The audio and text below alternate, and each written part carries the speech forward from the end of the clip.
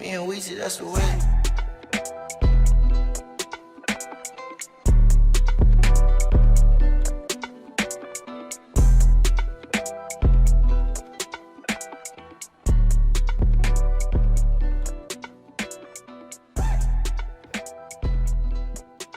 What's going on?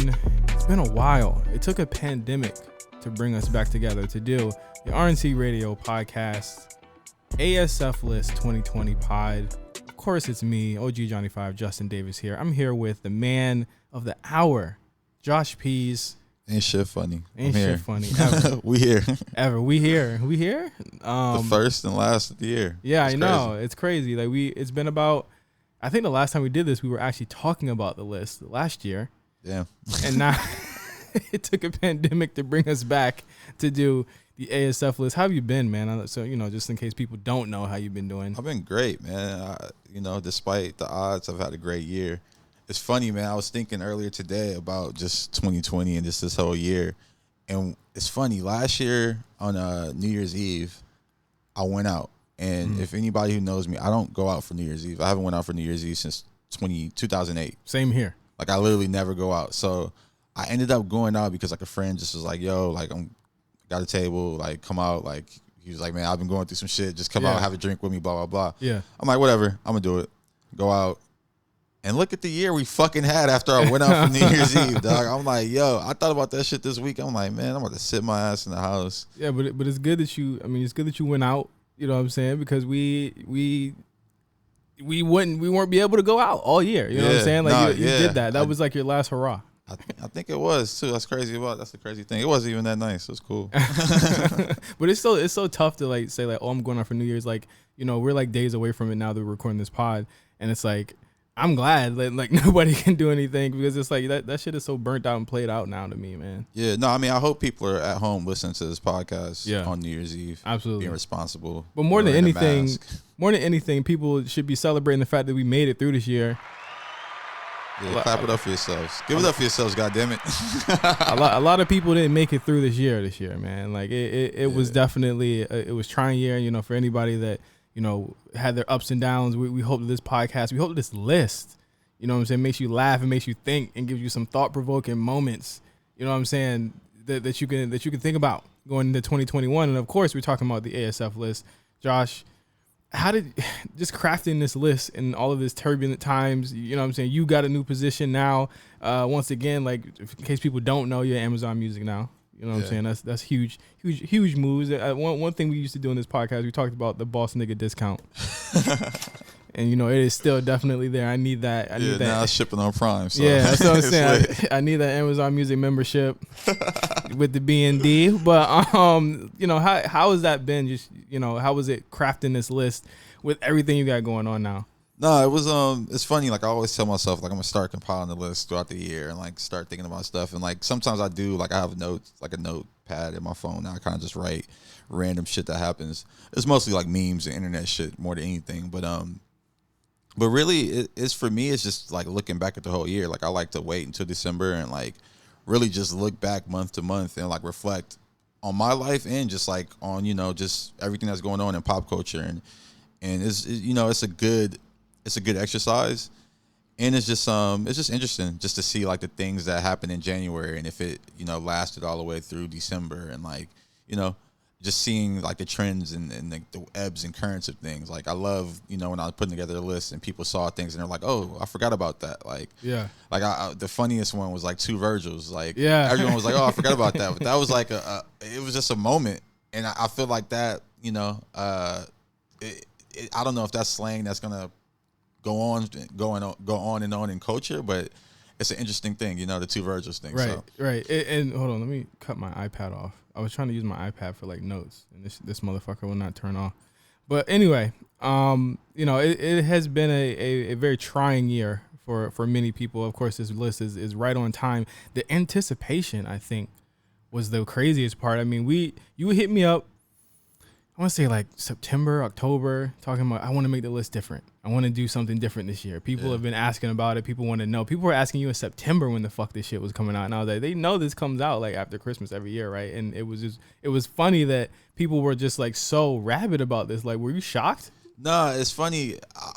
Not to say I was shocked, but people have been hitting me up over the summer, like, "Oh man, this list is gonna be crazy. This year has been wild." So I knew the anticipation was gonna be there, and in my mind, coming off with last year's list, I was like, "Man, I just want to do something bigger." Like, I think for me, it's just a celebration of the community and the culture that I'm a part of, and that's the larger pop culture because it just it inspires everyone. Right. So I just want to celebrate the guys that are inspiring those guys. Right.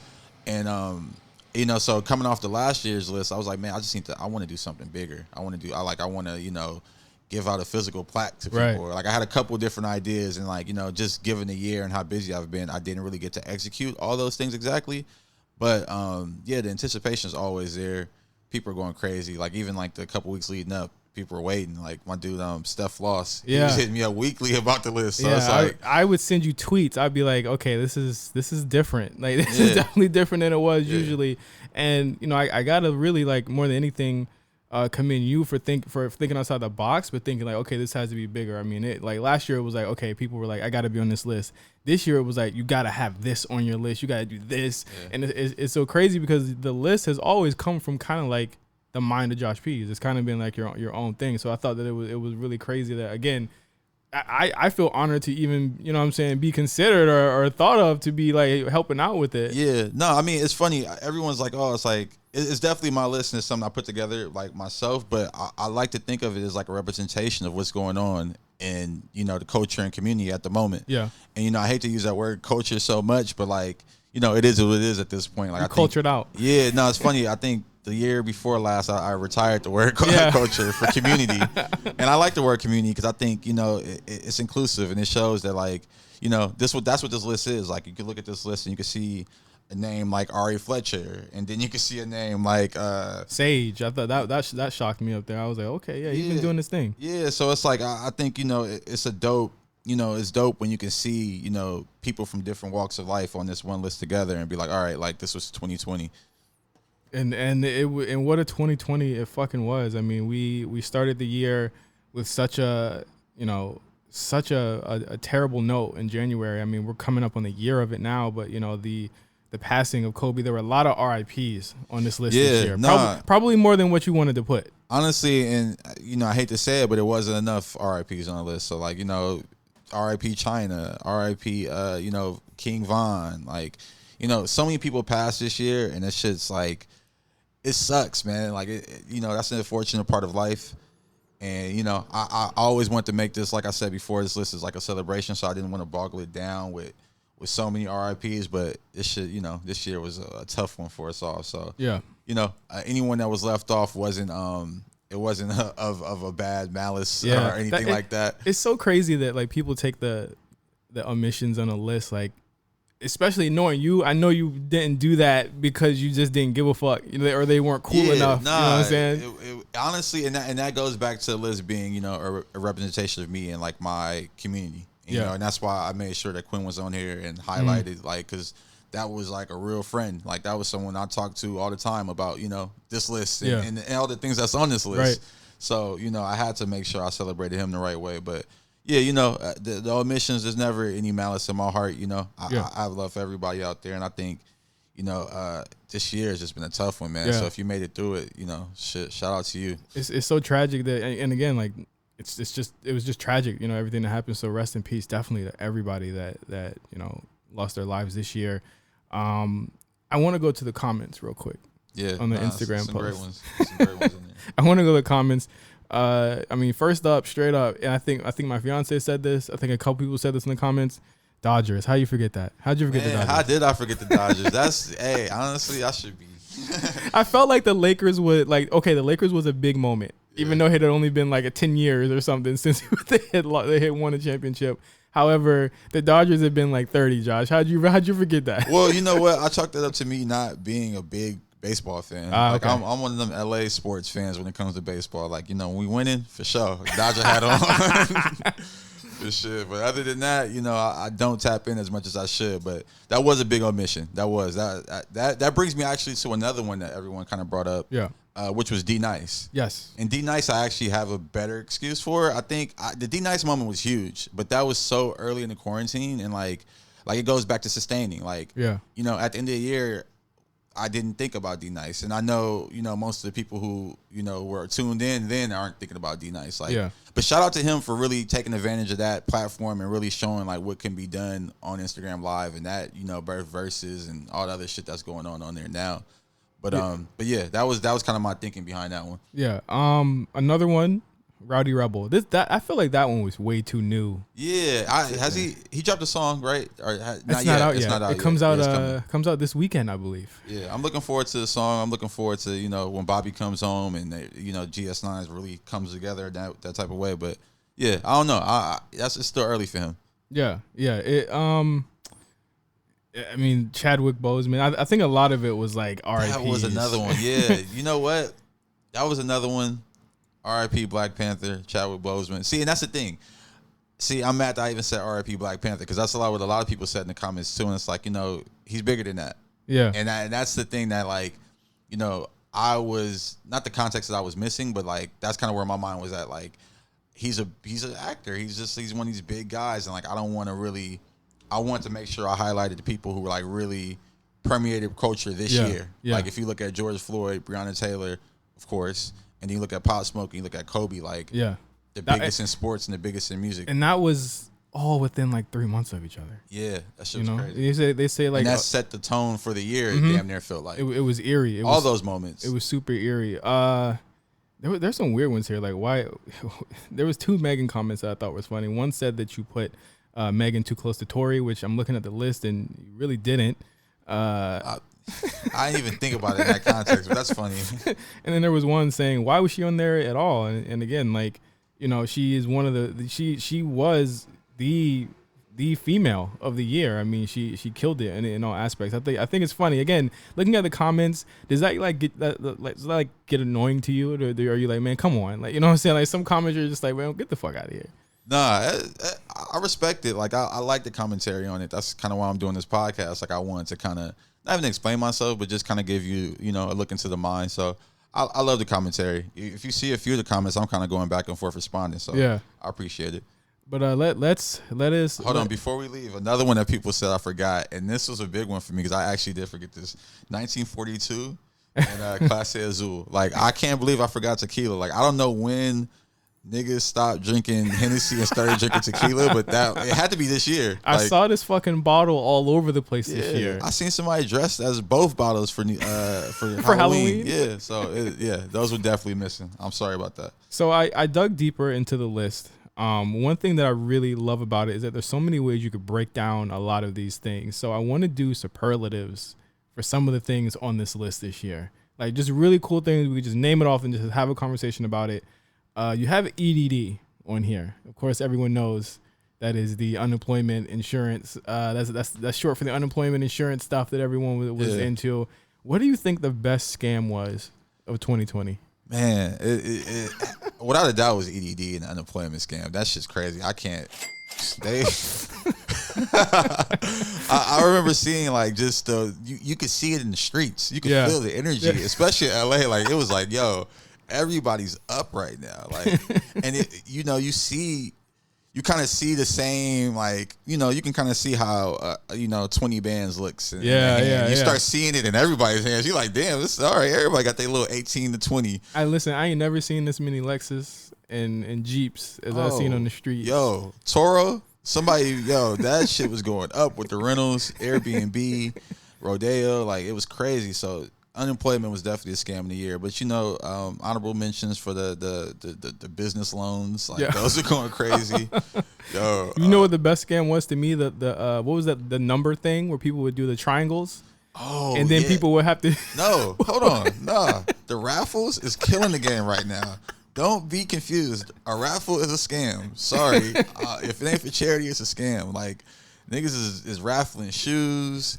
I seen niggas raffling steak dinners. PS5s. PS5s was a big. We're gonna talk about the PS5 in a minute, but PS5s was the biggest scam. I know a lot of people was doing raffles for those. Yeah. So. It was crazy, especially like when those stimmies hit. It wasn't just the 1,200. People keep talking about the 1,200. I was like, bro, it's not just the 1,200 that niggas was getting. They was getting a lot more than 12. They was put like I started getting letters from people that did not live in my household. Because they was scamming so deep in my apartment complex. Bro, kids, niggas in prison. Everybody was getting stimulus. Like, it's crazy, man. Yo. Shout out to everyone who took advantage of that. One more for you guys. Yeah, there man, you do go. your thing, dude. Like, that's the government scamming us every day. B&D. Scam back. Next thing on this list, I thought was super interesting, and not a lot of people really talked about it. I'd say like socially, it was kind of a blip. So that's why I'm glad that you brought this out and let everybody know that this was going on. Lil Wayne guest verses. Yeah, he was torching shit this year. He was. I mean, he might not have been on this list for a long time. And regardless of whatever he did personally this year, oh man, on wax, he was on another level. Yeah, nah, he was going crazy. Like, you had like the Lil Baby Forever. Yeah. You had the song on Young Boy's project. Mm-hmm. Man, how he ended the year with his No Ceilings and the BB King freestyle like that. It's funny how Drake was the vocal point of the focal point of the Khaled video, and then Wayne came behind him and just was like, "Yo, this is why I do this." For like a straight minute and a half, he was killing it. I think what the funny thing about Wayne's longevity is that it showed that just like maybe like a LeBron or even a Kobe, he still has something in the tank even when we count him out. And I think that again, it goes to show like he's not really respected as much as he should be. He even said on Twitter, what was that, a week and a half ago, why don't the Grammys ever invite me? Like, why do you think they don't invite him to the Grammys? I don't know, man. That's an interesting thing because like Wayne isn't really like a, why doesn't any award show invite Wayne? Wayne isn't really like award show friendly. Like, it's not like he's trying to go there and accept awards and play the role. Yeah, like he gonna come in some fucking snowboarding shorts. Like, so it's like, come on, like I don't know, like that's a funny that's funny that he wants that. I feel like Wayne was always that rebel that didn't really give a fuck about the accolades. Yeah. So it's interesting in like his later years he's kind of looking for that. But Wayne's a legend, dog. Like, and that's why I have this list. Like. For Wayne to feel like that and want to be accepted by the Grammys, it's like, nah, man, you got any shit funny, bro. I respect everything you're doing this shit. And seeing that list, I mean, seeing how this list has it up there, I mean, he could see it. There's been a lot of people seeing this list this year. I saw Noriega. Man, he tweeted it. Shout out to Noriega, bro. I tweeted him back. I was like, yo, I'll never forget. I think I was like in 5th grade and God's Favor that came out. And I was coming back from Texas, and I was like, man, I got to get something to play on the plane. And this is when CDs was it. So, like, I ran to, like, a Sam Goody or some shit. I almost missed my flight buying this CD, man. And that shit's fire. So, like, if Lil Wayne sees this, we see you. We appreciate you. But, come home, though. You know what I'm saying? That what you was doing, you know what you was doing. Come Wayne home. Good, man. It's funny. I seen him after he made those remarks. I seen him at Prime Steakhouse in Miami.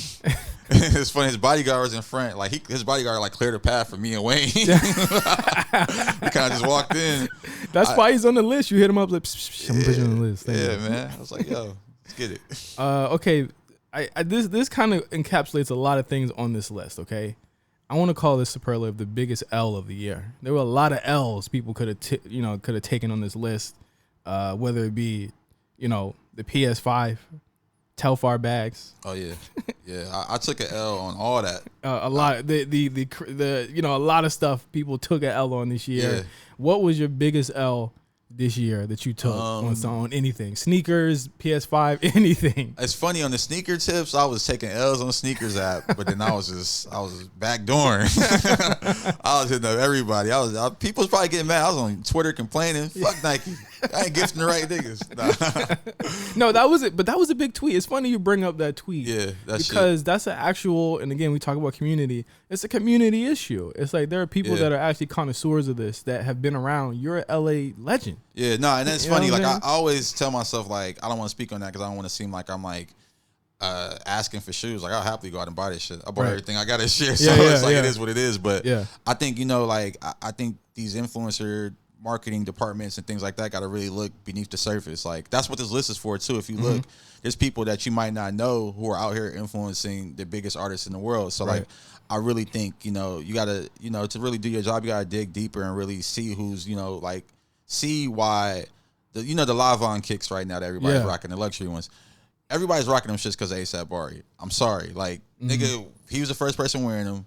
He's wearing them how he's wearing them, and now I'm seeing athletes wearing them like how Bari's wearing them. And I'm like, yo, so it's like that's the type of shit that these marketers got to look at. And it's these guys are all around, and it's like I talk to a lot of people about this sometimes. Like Tyler the Creator, I talk to sometimes. He's like, yo, like the people who I want in my clothes are the people who look fly in my clothes. Right. And it might not necessarily be the biggest singer in the world, but that's the person I'm going to see because I know they look good and they're going to appreciate the sweater. Right. So like I think that's the mindset that these bigger companies got to have, and that's why that's why Tyler's so successful, and that's why those shoes are booming on the market. Exactly. So crazy right now. Exactly. It is a I looked at that tweet. I agree with it. I see a lot of people that agree with it because again, you have your Khaled, you have real connoisseurs of this shit, and that's for real. Yep. Then you also have a bunch of people that's on bullshit. That's just like you're gonna wear it for the post and to get your money, and then you're gonna leave it alone. Like I saw it really big with like how many people got these fucking SB Ben and Jerry's and Grateful Deads, and I'm just like, all right, man. But I get the other side of it because these marketing departments got to hit a quota. They got to get those impressions, but you still just gotta look at like who's really influencing the influencer, like because that's just real. Like if you look at all these influencers, they all dress and look like a certain type of person. Yeah, that's a reason why.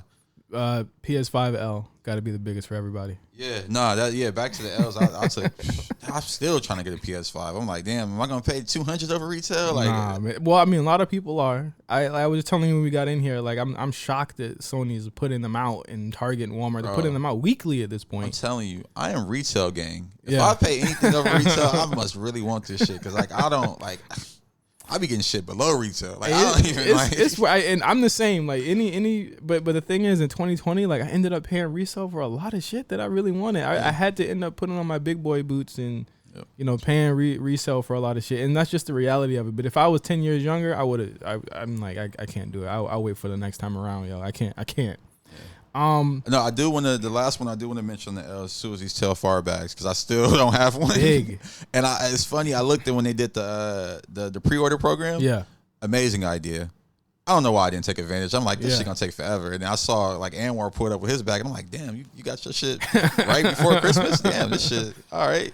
I love their marketing. I like the cake video that they had where they cut the bag in the cake. I was like, but their example of a company that looked at a negative. They took a lemon and made lemonade out of it. You know what I'm saying? They took what happened in that uproar of people, mostly women, of course, like being upset that they couldn't get these bags because of resellers, and they made it something more viral than the L's really. Yeah, no, and I think like for me, I love it because it's the new luxury. Right. It's what luxury is for my generation. Exactly. And I think it's just really cool that it's coming from a black POV.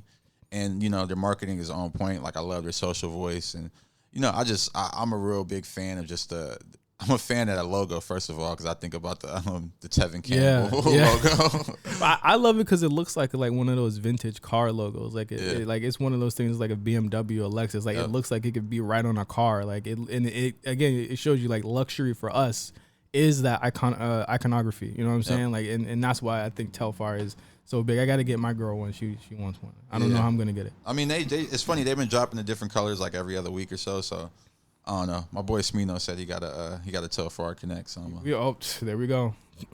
Hey, when he sent me that, I was like, yo, let me tap in, man. I need to holla. What does that mean? Another trend this year, musically. We haven't talked a lot about music here, but the deluxe album. We've lived through streaming, and now streaming is like, it is what it is. Merch jigs, and now they're going the way of the dodo.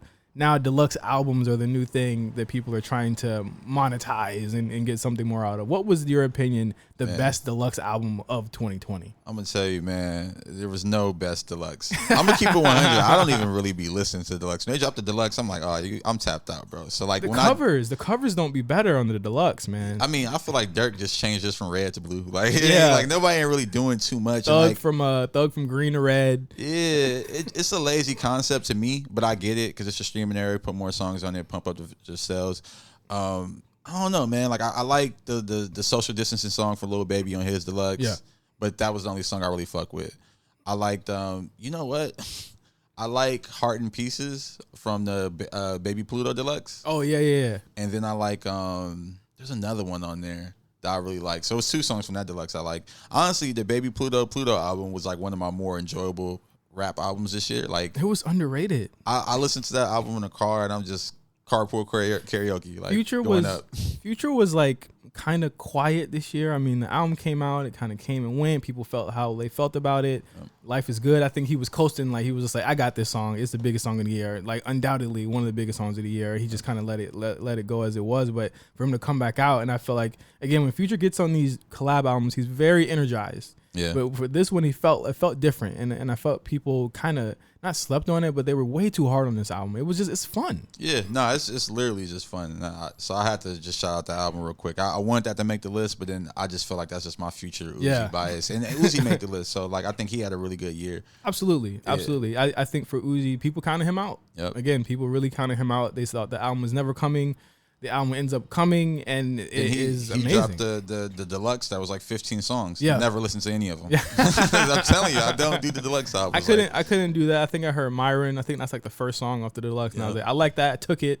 Then the rest, I was like, I'm good on the rest of it. It was too much. Sometimes it's like, and that's like kind of been the issue this year with being in quarantine, is that there aren't enough times where I could listen to music. Like usually I would be going to work, listening to all the new stuff coming out. I don't do that anymore. I'm not just going to listen to certain stuff in the house because it's just not, you got to have a car test, you know, shout out to Mark. You got to have a car test for this type of shit. And a lot of shit just didn't translate that well for me. Yeah, no, I think this year I've been listening to a lot of music on my TV. Yeah. Like, so that's been an interesting listening experience. But, I think, music has to change with the experience. And I think, in 2021, you're going to see just different sounds. Like even with this Cardi album, like a lot of people are like, oh, why didn't that make the list? I'm like, it's not Cardi time. Like I can't listen to that at a festival. I can't be out listening to that. Like in my car, it hits the hardest, but like even still, the mix is a little off to me. Yeah. So it's an interesting listening experience. So I'm interested to see how artists tailor their music to that, and if they even do. But it's something to think about. Yeah, I think, I mean, there's a lot of people supposed to drop next year. They should really be thinking about that, especially when they're making these fucking deluxe albums, which, I hope they slow down a little bit on that next year. 28 songs, I can't do it. I can't, man. I don't even want I can't at all. I can't do it. Next up, best collab. Okay, you have a lot of collabs up here. You got Travis Scott, McDonald's. You got The Crocs by Anwar Carrots. What, like, collabs, and I mean, you even have Joe Freshgoods up here, who had a lot of collabs this year. It was kind of like the year of monetizing outside of like your normal base this year. Like it was like, it's all about collabs this year. Like what do you think was like ones that kind of stuck out to you? I mean, it's funny, like collabs have been, it's been a year to collab like 5 years running. Yeah. I feel like everybody's been kind of going crazy with the collabs. I think one that stood out to me was, of course, like going with the home team, Carrots and Crocs. Like, I think there had been a couple of Crocs collabs. Like there was like Pleasures, there was Chinatown Market, Post Malone, Luke Combs, the country artist. So there was a couple that happened, but the Crocs one, the Carrots Crocs one, just seemed like it just was like larger than life. Like I seen memes around it. It was bigger. I had never seen such a fever pit. I don't wear Crocs, obviously. I don't know. What's the draw? Tell me what the draw is. No, straight up, it's a comfortable shoe. And it's funny, like I knew the Carrots collab was coming, so I got a pair just to test drive real quick. Yeah. And honestly, bro, I was like, yo, I can't take these shoes off. Like it's the most comfortable shoe. And I don't know how, because it's just plastic, but it's just like the way it feels on your foot. Like I'm driving in it, I'm walking in it, I put it in sport mode. That's when you put the tab that's when you put a little tab up on the back, and I'm out of here. So like I usually only saw nurses wearing this shoe. Nurses and chicks that work at Jamba Juice. Yeah. That was I had never known that it was like this big. I thought it was like, oh, these are just like Uggs, but like sandals type shit. I mean, I guess you could call it that. I sound mad on culture right now. People like, they're probably throwing their fucking laptops. Bro, you got to get your Jibbit game right, man. Oh my god. Yeah. So I mean, you had a lot of claps from people. Obviously, the Crocs were like, to me, like the biggest of the year. But I mean, if you talk to somebody else, they might say Travis Scott completely becoming a brand would be the biggest story of 2020. Travis Scott sold niggas McDonald's, man. You don't understand. This nigga is a master marketer. Like McDonald's, like they went out and bought a quarter pounder with bacon.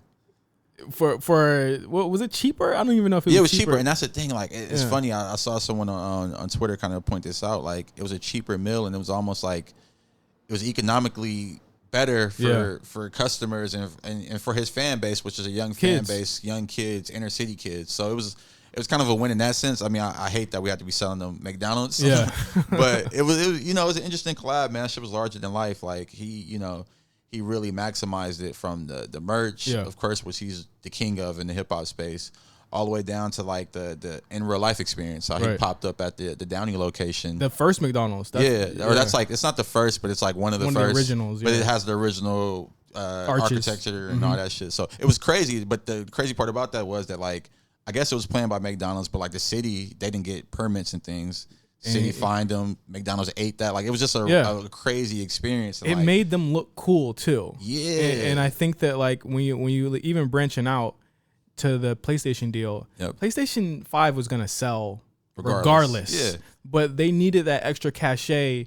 And I mentioned this too. I was like, Xbox had made like the guy from Get Out. You know what I'm saying, in their commercials. But I was like, that didn't look as cool as Travis Scott co-signing and being whatever the creative director of that is. Travis was. I was like, Sony tapped into Gen Z. They didn't need to. People were gonna buy regardless. But those last couple of people who had an Xbox One and said, I'm gonna go back. They said, you know what, Travis is here, and they got a fucking dunk now with PlayStation. I'm gonna go over to this team now, and I think it worked in space. Yeah, even with just like the commercial and showcasing the shoes and everything. Like, Travis is just great at being like bringing brands into his world. Right. Like, McDonald's was in his world. PlayStation was in his world. And like, even with all the Nike stuff, like Nike was in his world. Like, I loved the trail run came out this year, right? The Cactus Trails, yeah. Loved how they brought Cactus Jack mm-hmm. into that. It's like, yo, I'm bringing you guys into my world. Like, this is a WWF IP that I'm bringing into my Nike world, and like, it's all going to make sense because I'm Travis Scott. Had him in the clothes, had the brochure. It was super super cool, and also again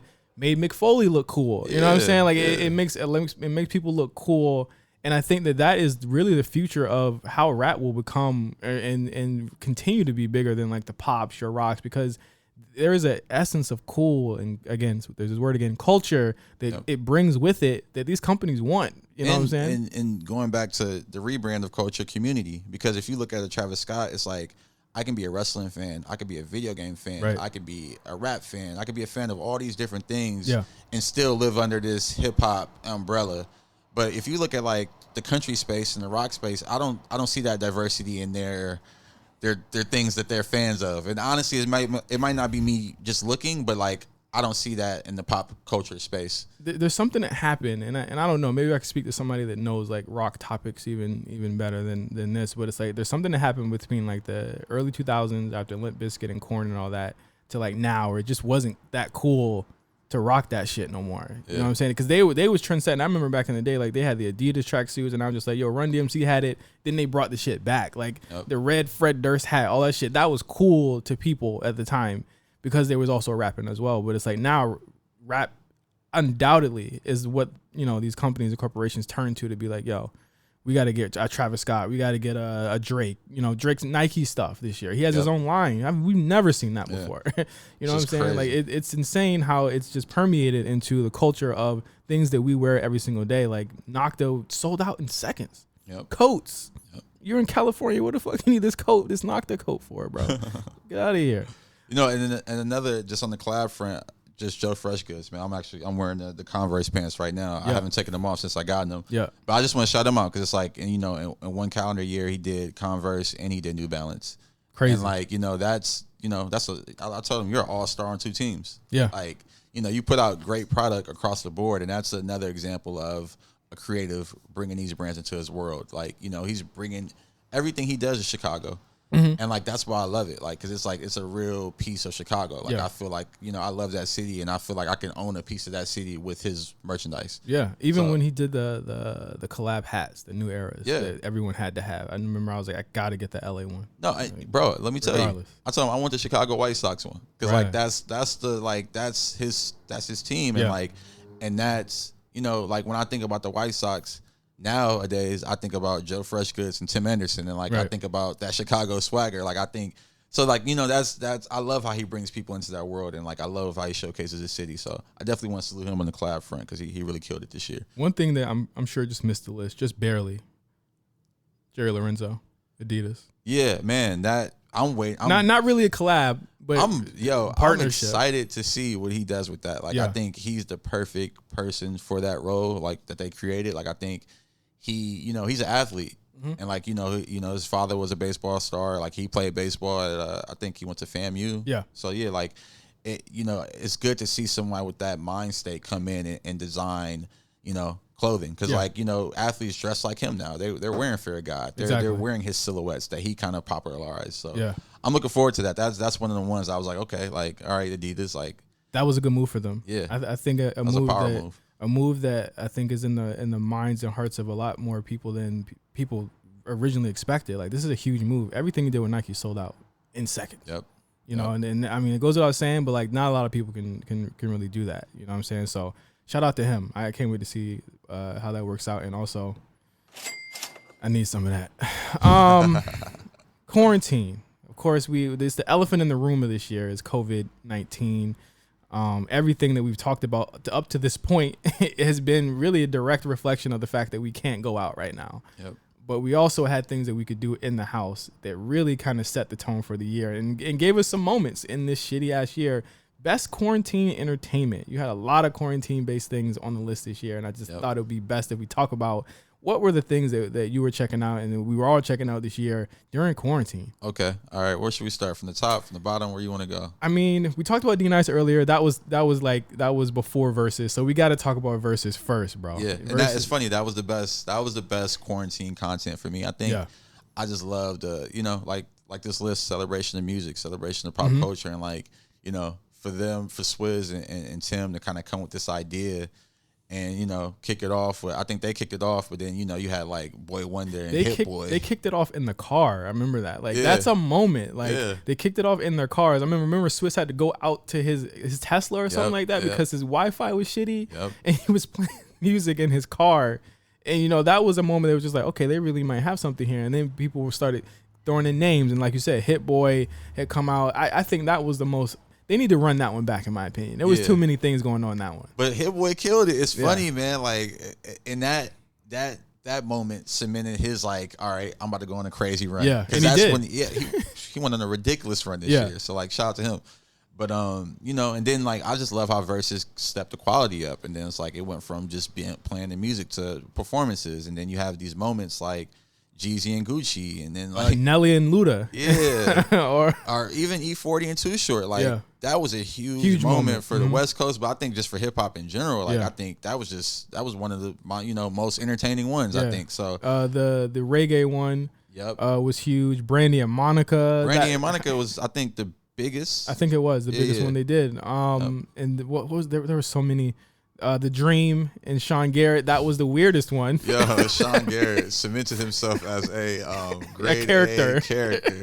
Then it's funny because, it's a nice segue here because Sean Garrett on Clubhouse is hilarious as well. Sean Garrett on Clubhouse is a menace. Okay? Yeah, he's definitely. I haven't seen him on there in a while. Yeah, he was on there early on. It was like a little more exclusive and a little more whatever it's supposed to be. But now Clubhouse is it's quite the app, right? Of course, if you don't know what Clubhouse is, how could you not? I mean, they talk about it every single day on Twitter.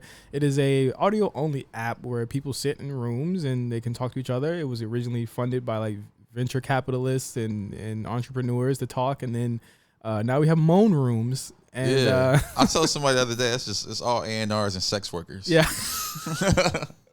And I honestly, I don't like, I'm not sure where I see where they connect actually, but it's just a crazy space, man. But I find myself just listening daily. Yeah. I'm logging in. I'm like, yo, let's see what people are talking about. I'll look to see who's following me now, and then I'll look to see what the rooms are up. I'll see what what Meezy. Shout out to him. He's the Clubhouse MVP. Yeah. Meezy is like the man in there. Yep. And I'll see what people are talking about, and then I'll tap out. Like, I can only be in a Clubhouse room. I used to sit in there for about 30 minutes. Now I'm in there for like 2. Okay. Because it gets crazy. Like, people talking over each other. Like, there's no type of, and I think, this might be the endearing quality of it. There's no type of etiquette in there at all. Yeah. I mean, and that's why you're getting, the moments like Meek Mill on there and like Kevin Hart and like, it's been a couple of crazy little moments. There's a lot Tory of rooms. Tory Lanez showing up. Tyga showing up to defend why he invited Tory Lanez into the app. Then he said, I can invite Chris Brown, and everyone was like, no. Like, literally everybody in the room was like, don't do it. People are crazy. Him included. What a threat. That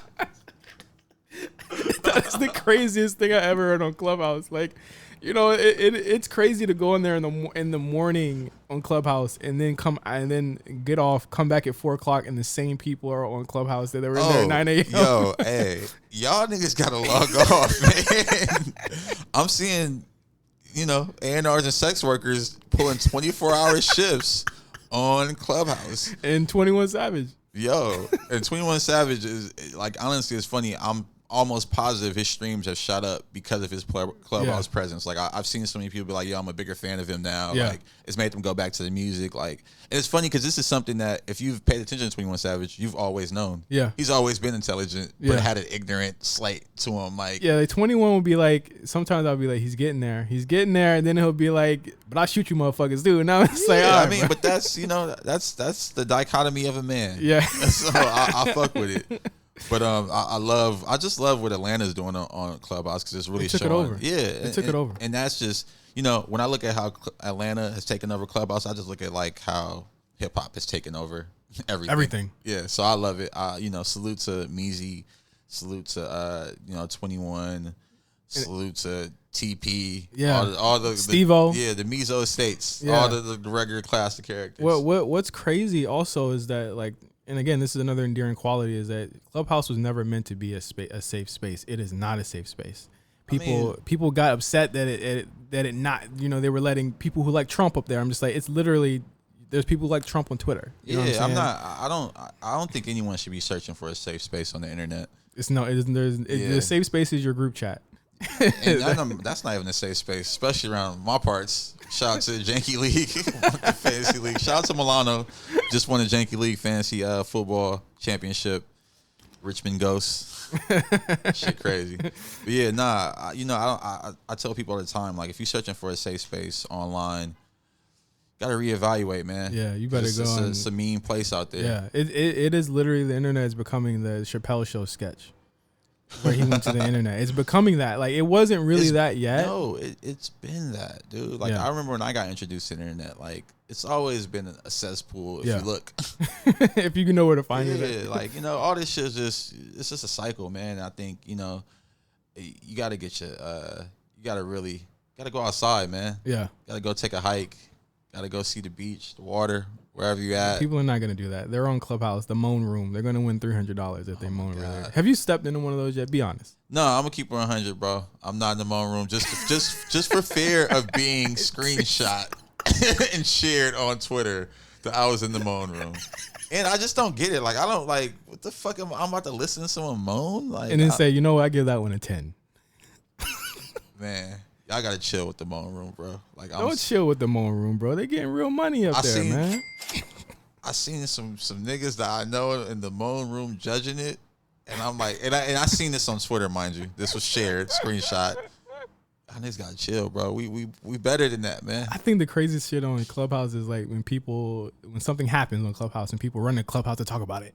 Or run to Twitter to talk about it? And then run the well, when King Von passed, I went on Clubhouse just to see. And it was 18 King Von topics about, is the violence in Chicago too crazy right now? It's just all right, man. I mean, I was surprised there wasn't a Clubhouse room about this list. Come on, people. What's up, We can make one. Yeah, I mean, when this comes out, we gotta get Elliot to talk to his people. I know Elliot's listening. We'll see. Well, we got to get. It's Elliot. funny. My one thing about Clubhouse is I don't go on stage. Ever. Never. Everybody's always kind of trying to call me up. I'm always just politely declining. Would you be on stage if we did an ASF list? I would not. So you just have people talking about it. Yeah, I don't even want to. If you guys want to do it, run it. But I can't be on stage on Jesus Clubhouse. Christ. It's not for me. Listen to this guy, man. Come on, man. Phantom of the Opera over here. Yeah, man. But ASF list 2020. I mean, it's in the books. I mean, it looks beautiful. It's amazing. What do you feel about it this year? Like what you've done this year. Like, is it everything you wanted? It always is. Honestly, it's just a good recap for me. Like I said, it's just an exercise to see just, how the year went. Yeah. See the things that inspired me and kind of kept me going. So I always like, I like always presenting to the world because I love the commentary and the back and forth. So right. Shout out to anybody who shared it, liked it, commented, hated on it. It's cool. Not a lot of people hated on it. It's a few. But I mean, they're like probably egg accounts or like people that have like weird avies on Instagram. It's fine. You know what I'm saying? It's amazing. I'm glad that it's in the air, But Josh, we gotta do this again. Yeah, no, and I'm glad we're doing this now because, like, you know, me and you have been kicking around this idea for a while, and I think, you know, 2021 is the year to kick it off. So, announcing right here for RNC Radio, the Black Print coming soon. Absolutely. Josh Pease and Justin, we're just gonna be highlighting and interviewing just some of our, you know, some of the people who are laying the Black Print, aka the blueprint, for us and, you know, in our community and our, you know, and just, you know, inspiring us out here. So it might be, you know, artists, it might be, you know, someone in the marketing space, it might be a sports agent. You know, I have a long list of people I want to tap and talk to. But we're going to be talking about real issues too. Yeah. And I think that's going to be the cool thing is that, you know, I love to say, like, you know, to Josh, that people won't just want to hear you talk. You know what I'm saying? And I think that is the again, the endearing factor of this podcast, but also just seeing where we think, you know what I'm saying? You know, you've created your own lane. I created my own lane, and we want to talk to people that have created lanes that we're trying to get to or that we're working towards, you know what I'm saying? And I think that's just the best way to talk about it. There's so many podcasts about what people have done. I want to know how people, you know, the story about how they did it. And I think that's what the Black Print really talks about a lot. So. Yep. And I think that the thing that will really kind of set this apart is just the diversity of guests. Like, I hate when it's the same cliche guys behind, you know, like all the time. Like you kind of always see the same figures kind of telling their story. And I think that's, you know, what this list is like, you know, a peek behind the curtain. And that's what I want this next podcast to be, a peek behind the curtain. So Absolutely. So for Josh, this is Justin. Thank you guys for listening to the RNC Radio Podcast, ASF List 2020. As always, follow us at RNC Radio Live for all the latest and greatest in all of our content, including the Black Print coming in 2021. We'll have an announcement for the first episode very soon. But until then, please have a safe and please just be safe. You know, I'm not just saying have a safe new year. Just be fucking safe, period. We got to get out of this shit somehow. And we'll see you in 2021. Until next time, peace out.